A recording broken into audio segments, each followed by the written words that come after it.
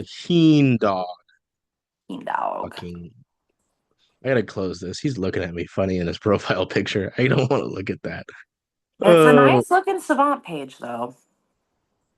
I'm not gonna mess with that right now. We'll mess with that later. Okay. It would be better than Jonathan Diaz. We'll say that. Um, Exactly my point. Who's on your roster right now? yes, hanging out. Welcome back to Mariner Mondays. It is currently just Brittany and I. Jake could appear at some point. Um, we don't know. It's we record some of these in the morning, so it is morning time. As I've told Brittany, and I don't think she was pleased about it. I have not slept since 10 a.m. 10 a.m. 10 p.m. last Yeah, night, we can tell. and coffee time is needed. So we'll go over it. Uh, you know, I wouldn't carry the full homestand into this episode because we already talked about the Blue Jays series last episode. But yeah, I mean, from a sucky shit, the fuck was that? Sucky shit, poor homestand to, I mean, sweeping one of the better teams in baseball in San Diego Padres. This Mariners team, and I was thinking about this through this Padres sweep. Like, I hate to say it, but this team continues to have the sort of magic that the 23 and 24 teams did not have. Yeah, you're not I wrong. mean, like just some of the things they again that doesn't that sort of say magic doesn't make them, invincible. Obviously, we saw that with the Blue Jays and the Yankees series, but it's not like, you know, those are going to define your year. Like it's going to, unfortunately, being swept will happen at some point. Um, No. so anyway, yeah, the Yankees series was pretty ugly. Brittany and I were looking at it because we're looking at Emerson Hancock. Pitching will, be a large part of this episode, which, if you were saying that going into the year wouldn't be so surprising. But given the way the offense is played this year, I think we're a little more even. I don't know. That opener wasn't going too bad. I mean, Mariners struck first. It was just kind of that fifth inning where Emerson Hancock, it kind of got away from Emerson, 6 run fifth. Um, kind of pushed things out of the way for Seattle. I mean, a Cal Raleigh homer late brought it close. I mean, they were within striking distance. Um, but then a 3 run ninth just pushed it out of the way. And, um, you know, with that, there was also the Oswaldo Cabrera injury.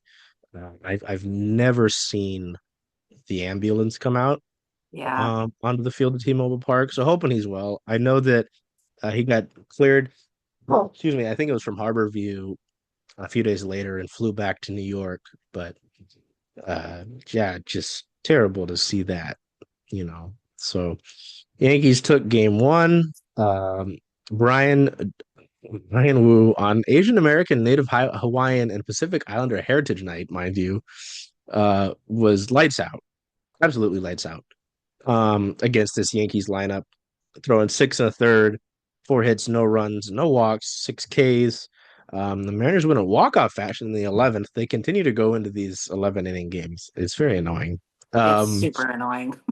it's all the lengthy ones too. They don't do it in the 10th. They say, no, we're gonna give you the extra one. It's kind of funny with extra inning games. I was at the Utah baseball weekend series against USC, and some kid goes, "Why isn't there a ghost runner?" I'm like, "Oh, sweet child, sweet child, not here." Yeah, JP Crawford continues to do the whole walk-off bit. I think it's his sixth career walk-off. This one was a single. Mind you, Ben Williamson did single in the at-bat prior to move Leody Taveras over to third. So Yep. I know Ben has struggled a bit in recent weeks, and I said this was going to happen. I wanted him to play through it, but I mean, we all It knew he was was going to. inevitable. Yeah. Yeah. So big pitching in this one. I mean, to see Spire come through, Matt Brash again, seeing the fireman entrance at night because they did it during a day game and it just doesn't hit as well. No. Um, it's just like, oh, flashing lights and I can see the sun. It doesn't really work. Um, all the guys. I mean, Vargas had a big one. Yeah, coming in on the 10th. to really, ward things off. So, I mean, just big there and a nice. It always feels like when the Mariners play the Yankees in the last few years, there is a really tight game or a really stressful one. Like they do largely match up pretty decently well throughout the years. And then the series loser was not quite fun. To put a 1-5 homestand record out there. Mariners get the 2 spot in the third. That's all they'd get. The Yankees score a run singular in the sixth, seventh, and eighth. Aaron Judge gets his homer finally. I guess he just needs to get his It, weight up. No, yeah, it was gonna happen. it was gonna happen. Um, I guess if you told me it was gonna happen in the series finale, I wouldn't believe you. But even when it happened, someone was like, "Oh, it's his first homer of the series." I was like, are you really? Are you yeah, sure?" Like I would have snuck up thought it on would you. have come in that series opener, but didn't. So Seattle goes on the road to start this 10-game trip. It would have been a 9-gamer, but for some reason MLB scheduling just said give them 4 against Houston. I don't know. Why not?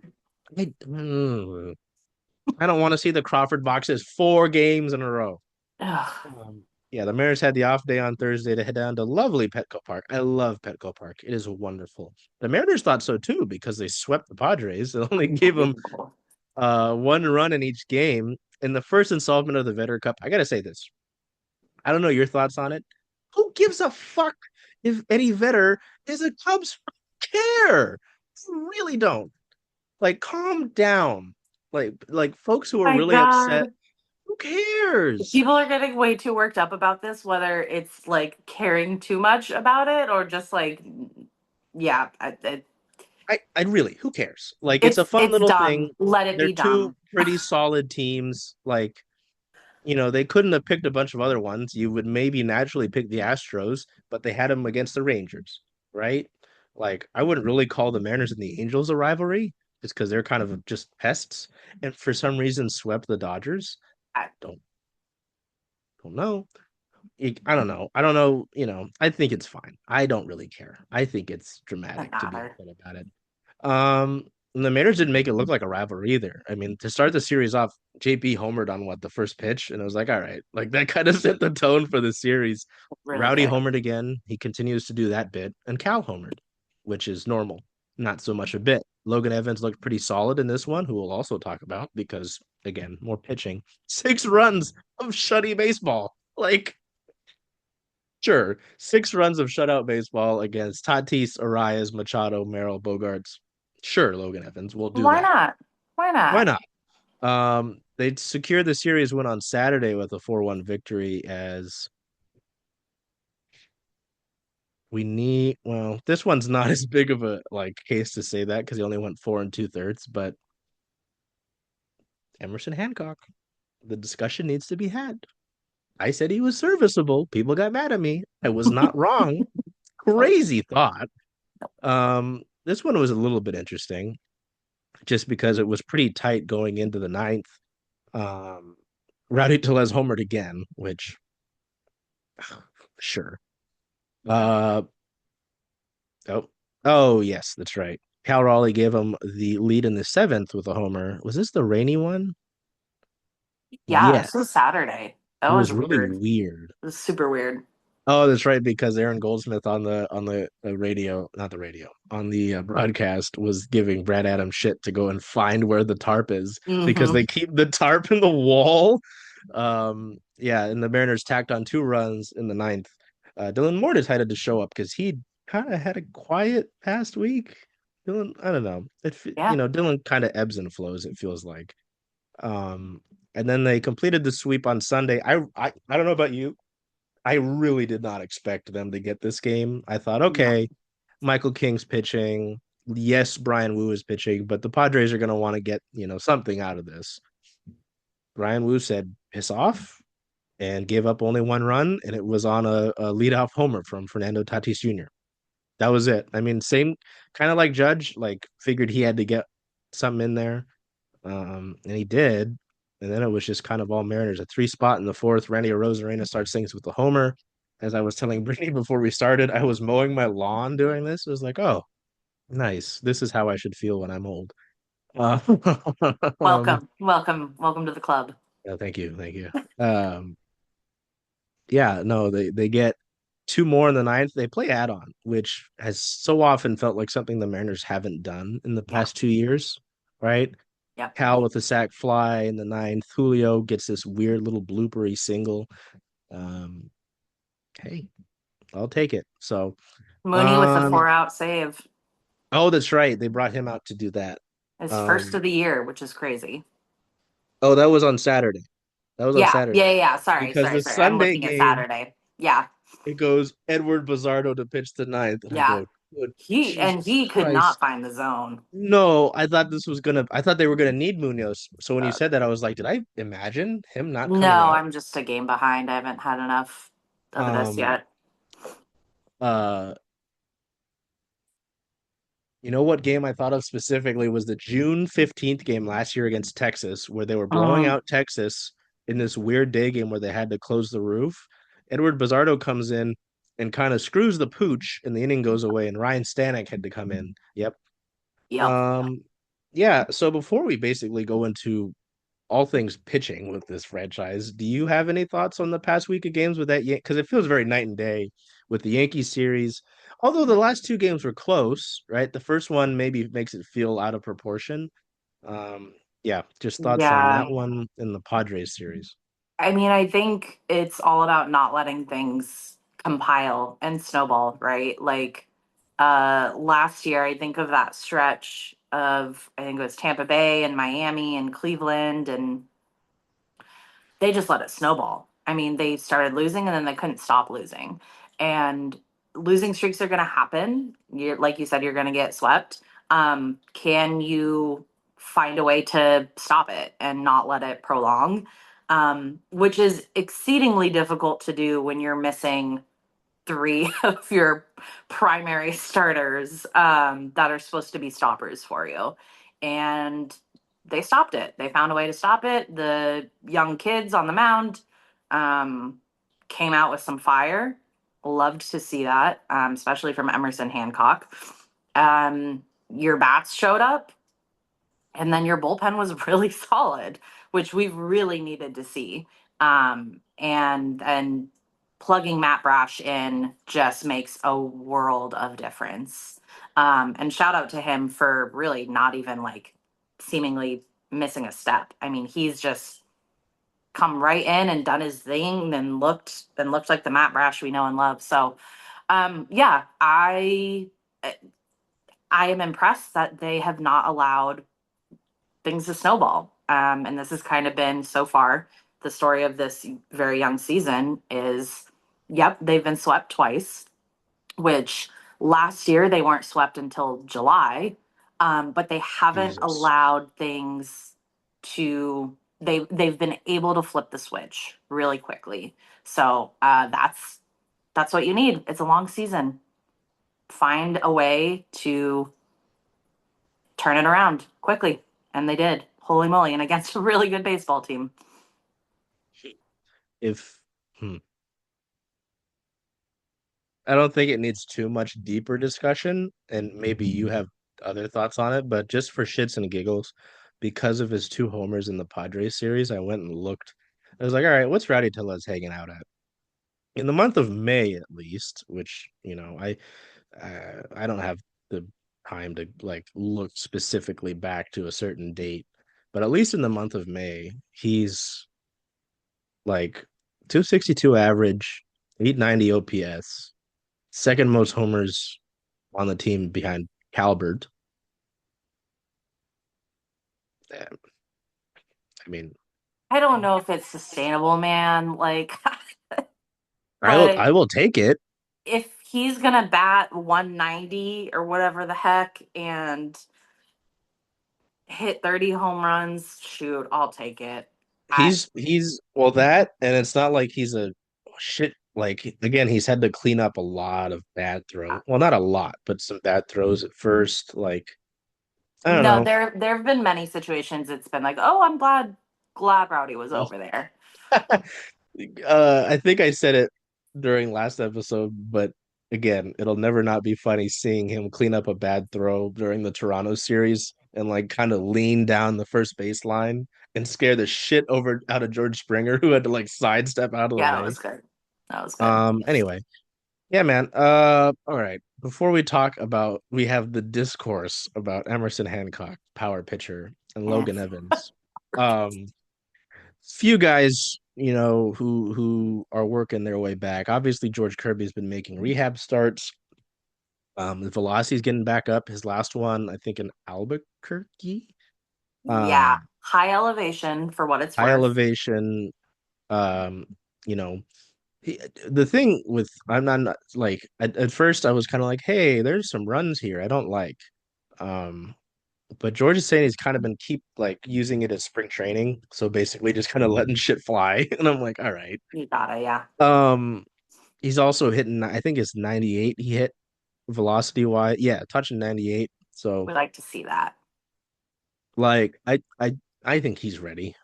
Um, I like I'll say later about Brash, you know, I expect them to not expect full George Kirby back immediately, right? Like that's not real, but I don't know. I think he's ready. Like mentally, again, you locked him away in Arizona early on. Like he had to be fucking itching to get out of there. But he's a little bit of an angry fella, but he you could tell he was happy to be back around the guys because he was again smiling like hmm. A rare Um sight. yeah. So I don't know. It was interesting with Hollander because I remember he said he would at least make the start that he just did in Albuquerque, and then they'd kind of figure it out from there. We haven't heard anything official about whether he'd get a fourth rehab start or be activated off the injured list. Kind of the talk has been that he would be ready to go for the Houston series, which is later this week, but that's just talk, right? That's nothing concrete. Um, I guess the one big thing, and it opens up more of a discussion after I talk about Bryce and Logan, is that the club has kind of talked about George remaining on the 6 day cycle because that's how he's been pitching during his rehab assignment. So anyway, um, yeah, George basically said he's ready to go. It's up to them. Excuse me, but I feel good, so excited for whatever is next. There's nothing better than pitching in the big league stadium with the crowd and everything. I can't wait. Yeah, he wants to get back. Like, come Yeah, on, he's itching. you know. Real quick, I did not realize Rowdy Tellez has four doubles this year. Good for him. Good He for had him. slid better. He could have had a triple as well. I think they Oh, counted that a double on an air. terrible. That's hey man, I don't know. He's like if again, I don't know if 260 is sustainable, but as like Tyler Locklear kind of goes through the ebbs and flows. Because someone pointed out on something last week, because I was looking at it last week during the episode, right? Like that stretch of time hadn't been great, but I don't know. Like he's still hitting the ball pretty decently well. I don't know what he's done defensively to change things up because I know Perry had talked to him about a few things when he was up initially, but I don't know. I think it's just been interesting to me how Rowdy has kind of eaten up everything at first. That sounds mean. Has taken everything at first base with how bad Donovan Solano has been. And again, you just continue to wonder how long that experiment lasts. When he has like 9 pitch walks, though, it gives the I don't disagree with it, but it gives them they'll keep How saying is he he's been still having good here? at bats. Though What they're is gonna keep saying happening? he's having I don't know. I don't know. Anyway, let me get back to it. Um, on Saturday, not George, Logan threw another bullpen session, so that would be two bullpen sessions. Since landing on the IL, kind of did the up and down thing. If you ever hear about a guy doing the bullpen, they will sometimes mention an up and down. Threw 20, sat down to simulate, going between innings, and then got up and threw about 15 or so. Hit 95, which nice. Said he felt good. Dan Wilson said he's been progressing well as expected. and as he expected, which, these guys all have a mind of their own. Their pitchers, obviously they do. Um, and he sounded excited about it, which is nice, but he's kind of working on a spring training schedule, so he's throwing every third day. He'll do another bullpen and then go to live BP, which I told Brittany this. I'm usually the optimist here, I like to think, right? Yeah, that's fair. I'm worried about this. Yeah, Like I'm super skeptical. I'm still nervous. Nervous. I'm still Totally. nervous Yeah. about Logan. Um, I don't know, man. I mean, Yeah, you can tell me you feel good all you want. I know. I don't Well, know. and the thing with arm injuries and pitchers is they're so anxious to be okay and to have it not be serious, and and they push themselves to get back, and just be like, yep, nope, I'm good. And frequently they don't realize that they're not actually good until they are back and in a game and cannot execute against a major league hitter in a manner that they normally would be able to. So I am skeptical until I actually see him throw 6 innings in a game, in a real game.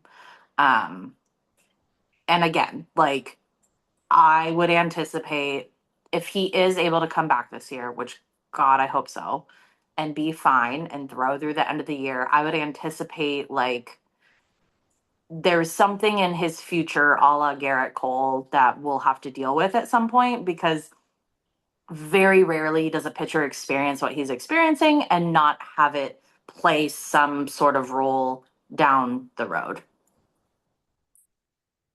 Well, and not, I don't hate to look at it this way, but you'd have to think that the development we're seeing from Emerson and Logan makes you feel maybe, sorry, they call each other big low. I don't like that. I'm gonna call Logan Evans small low. Big low and Um, little low? Wait, that's adorable. they both call each other big, but I'm like, no, Oh, they both call one each of you other has that. to be small. I'm gonna call Yeah, Logan Evans I'm with you small, there. but you get what I'm saying. Like in the most likely scenario, we do have to deal with something like that with Logan Gilbert. I have to think the Logan Evans, Emerson Hancock development we're seeing does make you feel not better about it, but like I don't know. Feels like I've got something there at least. Like it's They're not. able to stay afloat.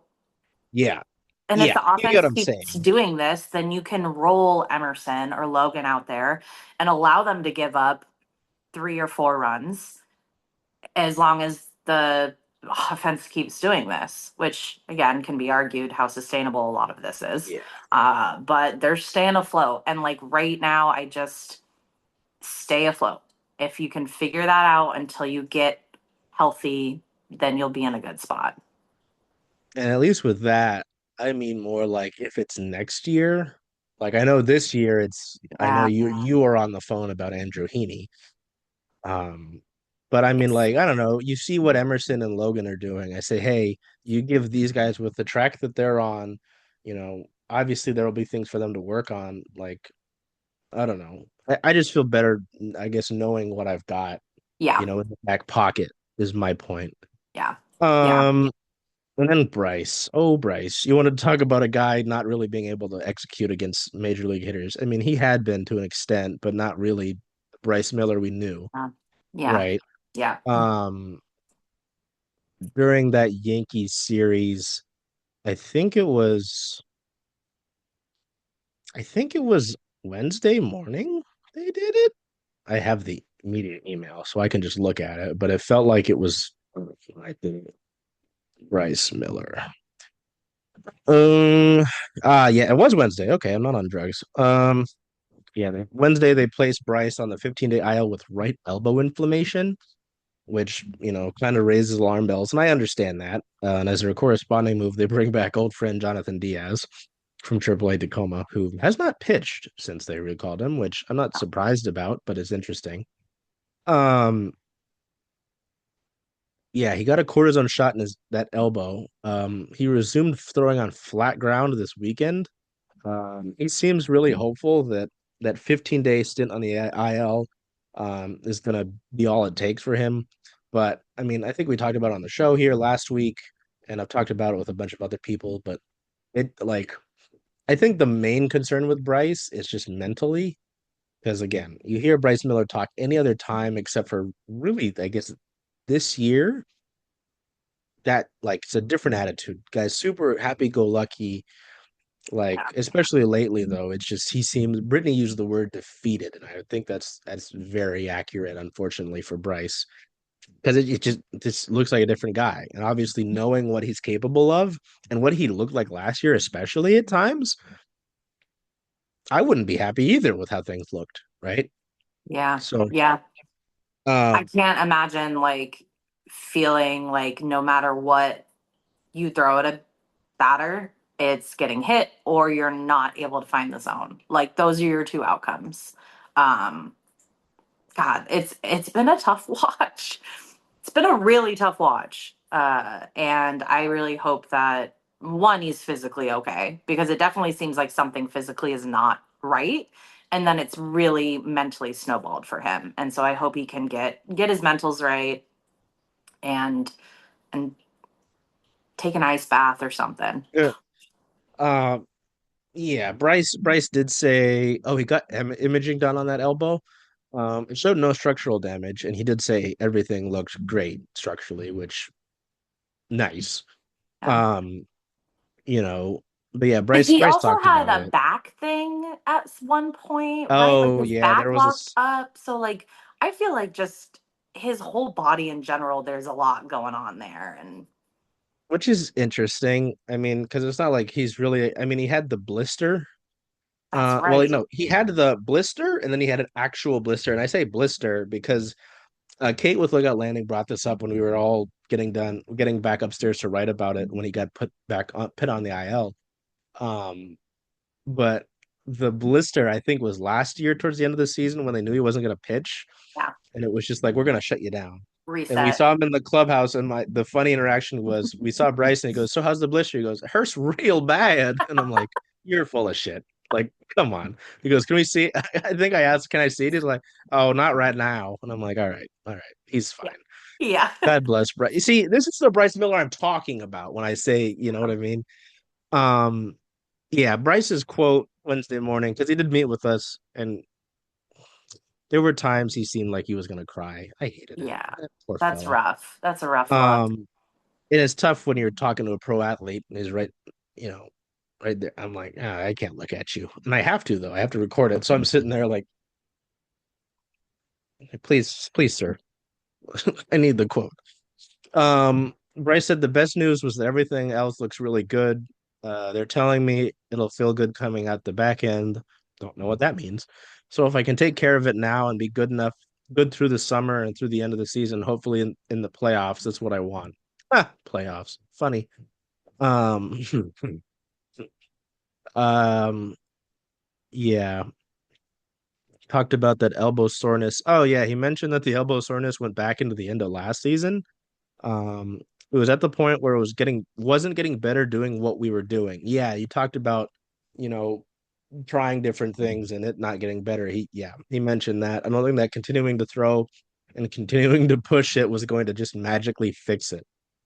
Um, I feel like I've done everything I possibly can arm care wise and preparation wise, and it just hasn't improved. So yeah, I don't know. He seems health like I feel of those three, I feel most confident in. Well, no, I feel pretty confident in both Bryce and George. The guy I don't feel confident about is Logan. Mm. Uh, So anyway, I feel confident in George. someone's gonna come back. It's gonna be that motherfucker, and he's gonna be angry. Um, I will say one thing I didn't like is some of the hot take artists with Seattle Times, and that's not Jude or Booth or Divish or there are two in particular I'm thinking of said that the injuries to the rotation this year are not unlucky. And I disagree with that. I understand those guys have had a heavy workload. I think them happening right now all together is very unlucky. It's super unlucky. And also, we have testimonials from players and staff and I think even Passan has spoken about how well the Mariners take care of their pitchers and their pitchers' arms. Um, like the antithesis of the Dodgers and whatever the hell happens with the LA Dodgers, who cannot keep a starting pitcher healthy if their life Yeah. depended on it. The Mariners really and very frequently to you know, fans' chagrin, right? Of why are they pulling him at 80 pitches? Why are they pulling him at 86 pitches?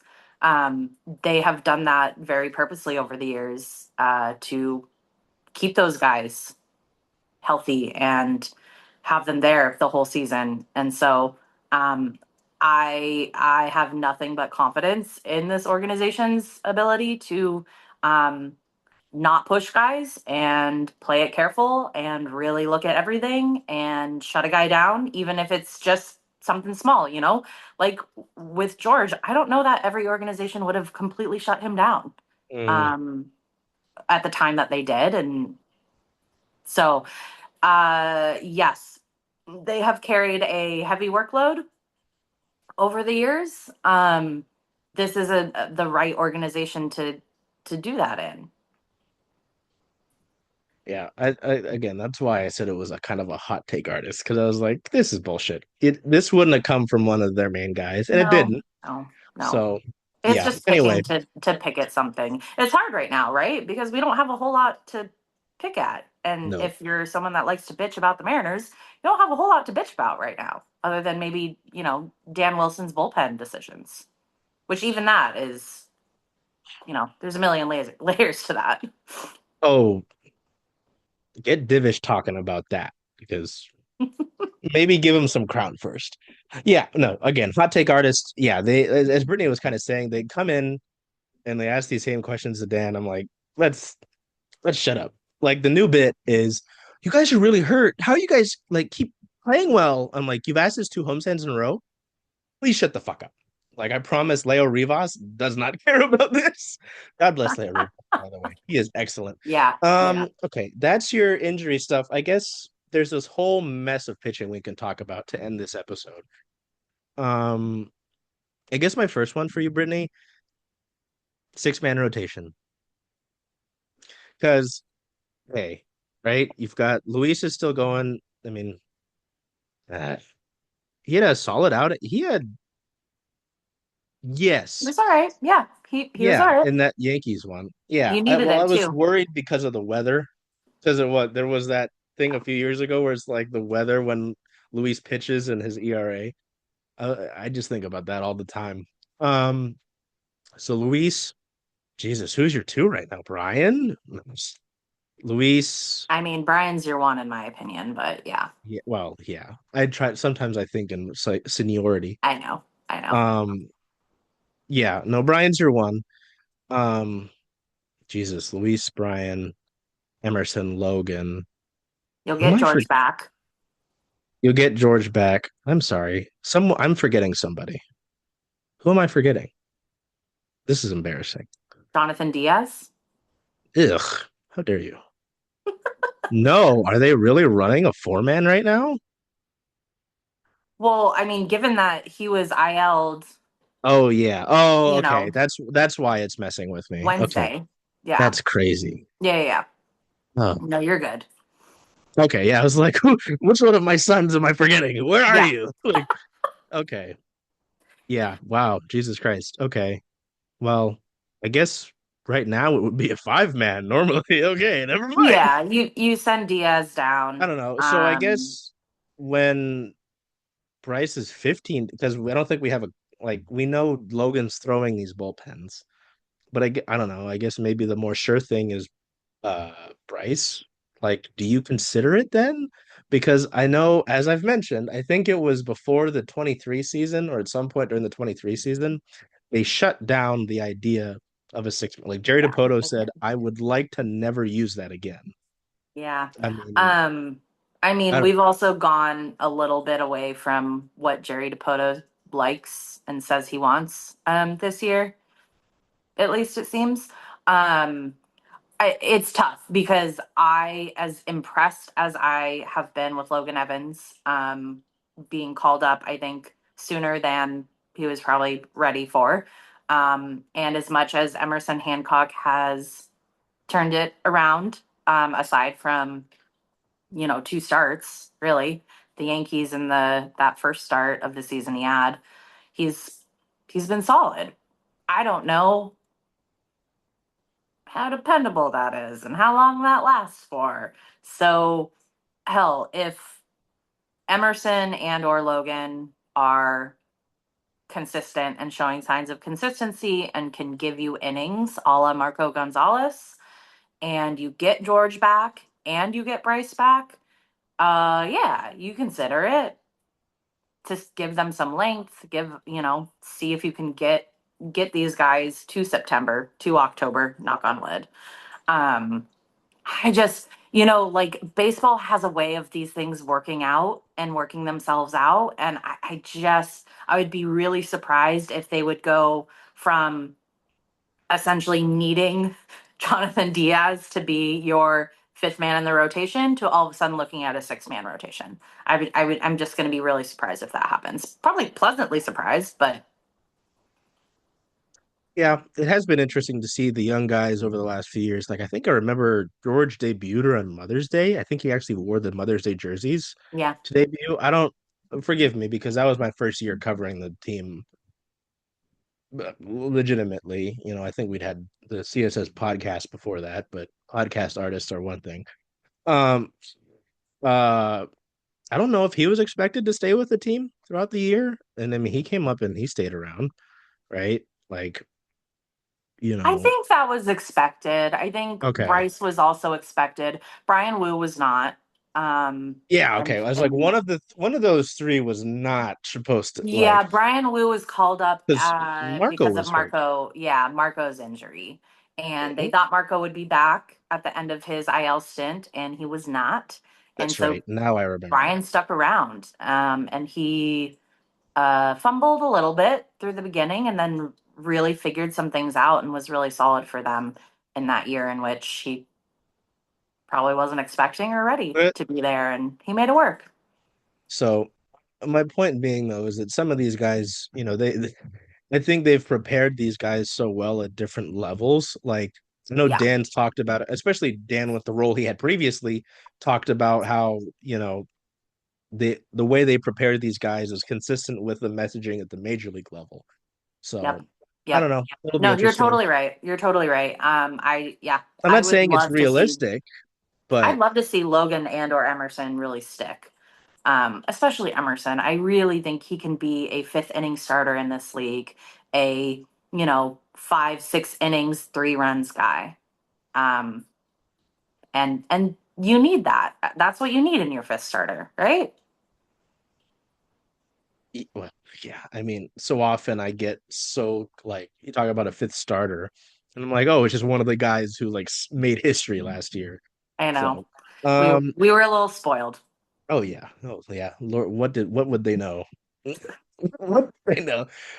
So we'll cap it off here. I mean, you've kind of talked about Emerson and Logan here a little bit. Do you want to have 5 minutes to talk about our great painter and artist Leonardo da Vinci? God, he's so good. Yeah, It's oh, I mean, you can tell even as he dealt with the injuries the last few years, just how special, because especially last year, right? It was like he'd have these great outings and he'd deal with some shit, and you're like, if you could just be there, right? Like Yep. it is remarkable to watch, and it's really fun to see others too.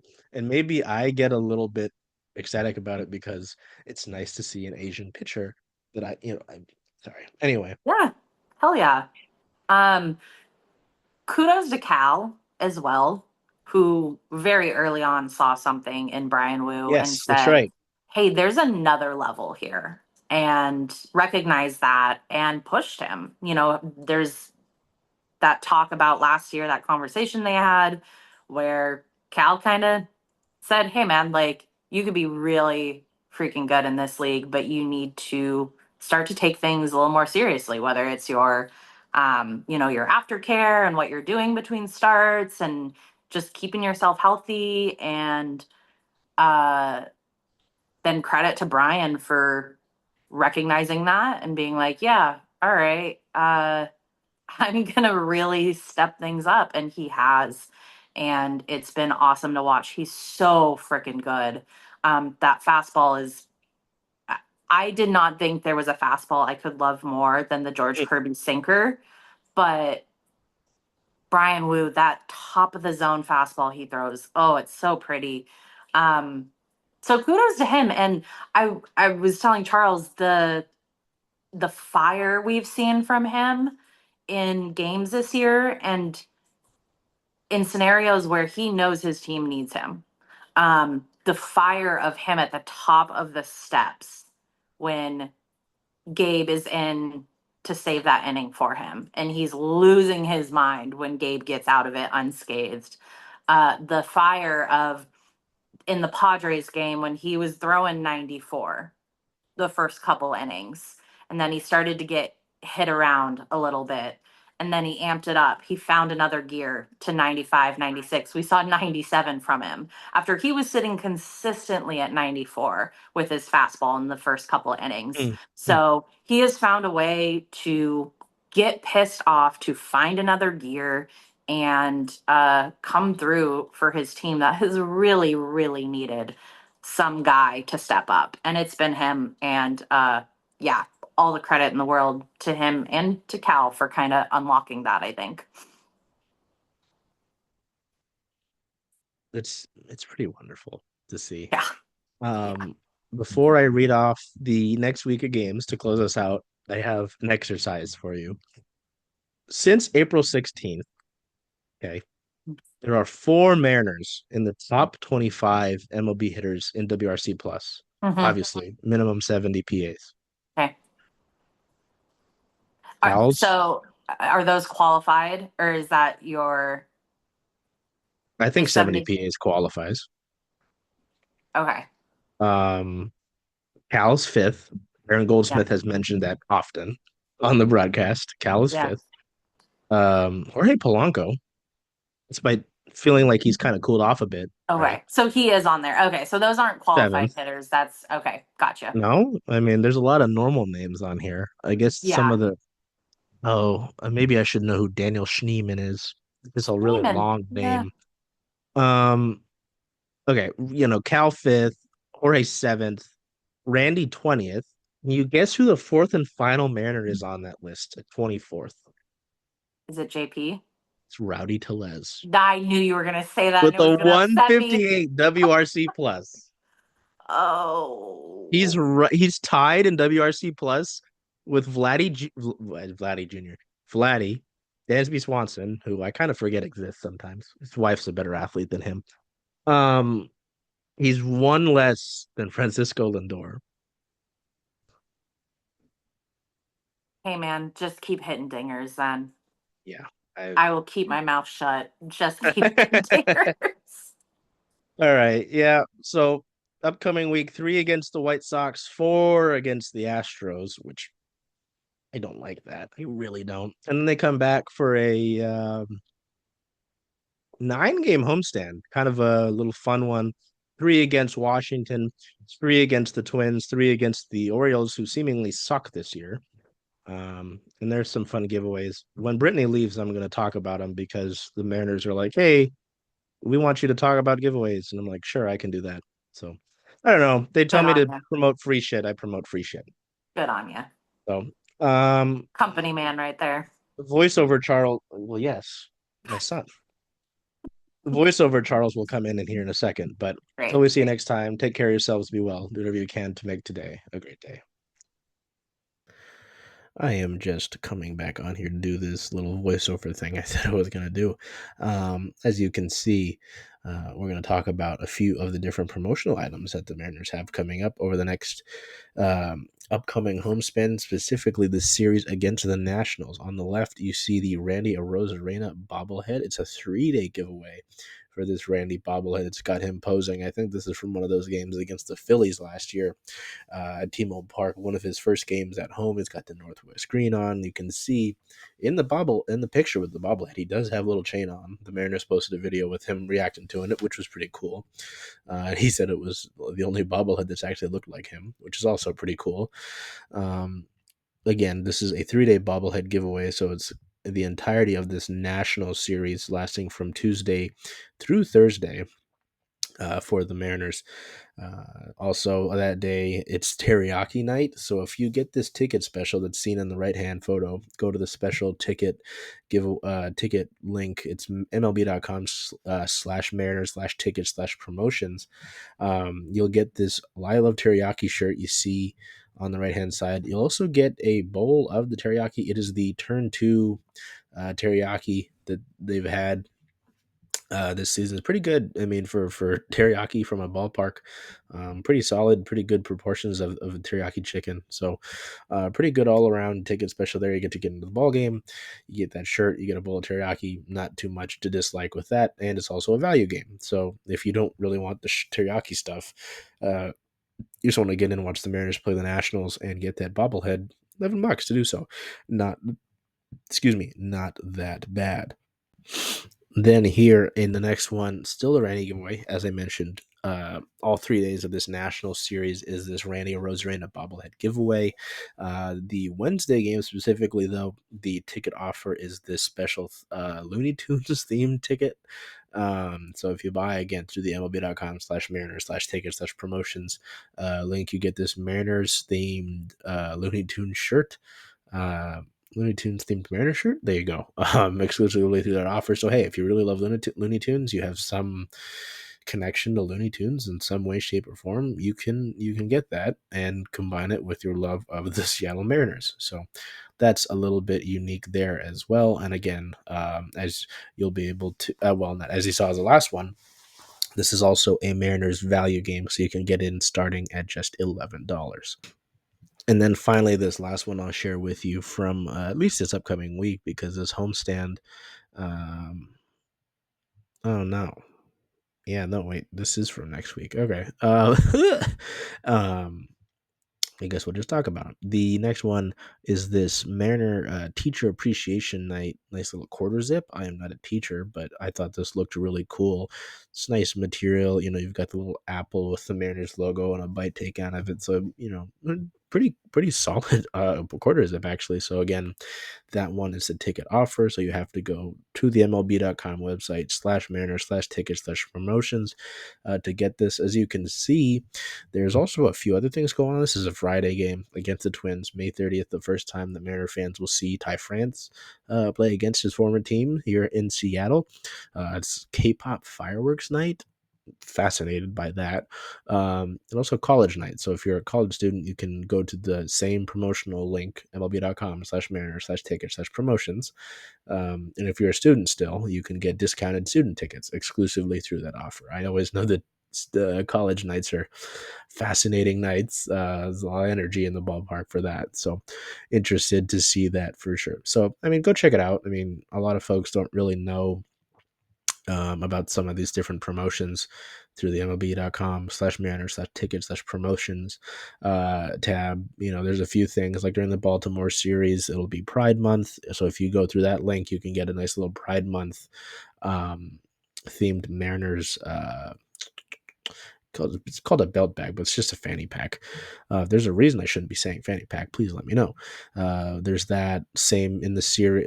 No, in the series against the Guardians, it's Pride Month. You can get a Pride Stanley style tumbler, Mariners themed. So there's and then the next day on June 14th, African American Heritage Night. Through the ticket special, you can get a Mariners themed African American Heritage t-shirt. So, you know, it's cool. Like there's Croatian night later on in the month of June, Irish Heritage Night, just stuff people don't necessarily look through later in the season. There's the second Hello Kitty night, you know, Oregon, University of Oregon night, disgusting. So, you know, it's cool to see the different sort of promotions. Salmon Run Day. Oh my God. There's going to be exclusive. Oh my God. To the ticket. July 23rd against the Brewers. Theme ticket special score. A Salmon Run bobblehead exclusively for this. See, stuff you wouldn't know. Ooh, they released the UW Night Bomber. Oh my God. Yeah, man. You got to look at this the ticket promotional site because there's just a bunch of cool stuff in here that they do that through the special tickets that you can get. Yeah, there's a second Filipino night. God, I'm going down the list, and there's a lot of really cool stuff here.